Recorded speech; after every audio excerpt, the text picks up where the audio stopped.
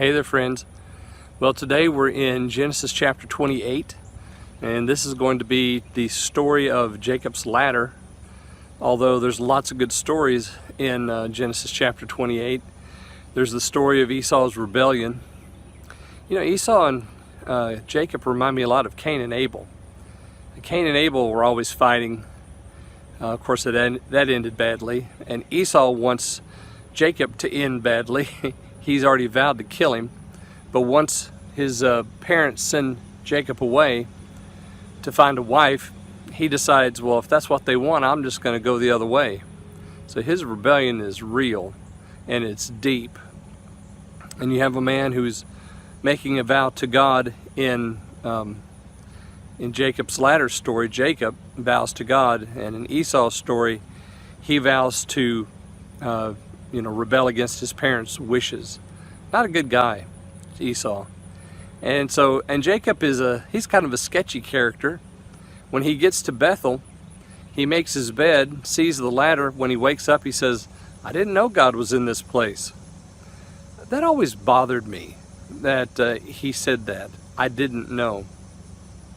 And I guess it bothers me because maybe he's just so arrogant that he thinks he should know everything about where God is, or that he thinks that God is just going to be where his parents are. Because God makes him a promise in the dream. You know, it's the promise of covenant that he made to Isaac and the promise of covenant that he made to Abraham. So all that promise is now for Jacob. God makes it to him and he says, well, I didn't know God was here. It's either that or, in each of the stories, Abraham, Isaac, and Jacob, God's promise comes during a time of great difficulty for the patriarch. So this is a time of great difficulty for Jacob because he's running for his life from his brother. He's going to a place he's never been. He's going to take a wife. That's the idea. But really it's just to get him out of the house and save him from the wrath of Esau, which is a good thing. And Jacob says, I didn't know God was in this place. I wonder if in that case the place represents the suffering, the difficulty, the struggle that he's experiencing. It could be that. So God makes a promise to him. Jacob swears a vow, and he says, well, if you'll be with me and if you'll bring me back, then you'll be my God. And he vows to him right there, vows to him a tenth of all that he has. And so it's a beautiful passage. It's a passage of a man who's humbled by the Lord. He's humbled by circumstance, which actually tenders his heart to be humbled by the Lord.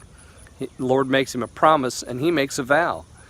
So there's an exchange there of covenant promises that are being made in the story. And all the while, the ladder stands in the very middle of the whole experience. He sees the angels ascending and descending from the ladder, and God at the top. Let's remember that today. He is where you are. He's over all things. He sees all things, and he's made promises to you to bless you and to give you a certain end. All right. I love you guys. I'll see you soon. Bye.